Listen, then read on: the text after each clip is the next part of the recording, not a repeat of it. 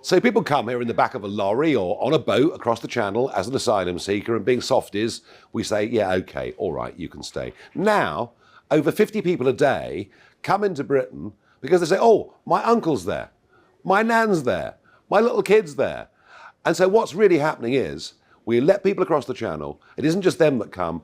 Ultimately, their whole families come as well. We must be absolutely mad. In America, what Donald Trump is doing already is deporting people who've come into America illegally.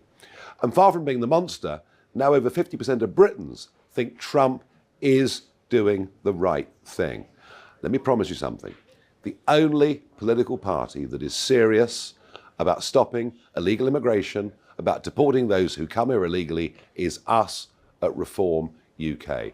It's just won an election for Trump in America. We may be a different country. The principles are exactly the same. This is the biggest issue that faces our country. Look at this graph. What does it tell you? It tells you the population's gone up by 10 million over the last 20 years, and today the Office of National Statistics say it'll go up by several million more by 2032. They're taking it as a given that regardless whether we have a Labour government or a Conservative government, net migration into this country will continue at massive, historic rates. Both parties are equally guilty of this. In fact, the Conservatives lied about it in manifesto after manifesto, telling us they'd reduce the numbers. Why is it the most important issue in this country? Well, have a think about it.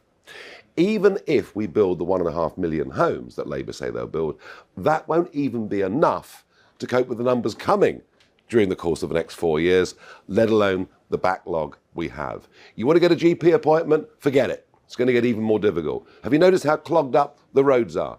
Our quality of life for all of us is diminishing directly as a result of the population explosion. And here's the other thing that really matters.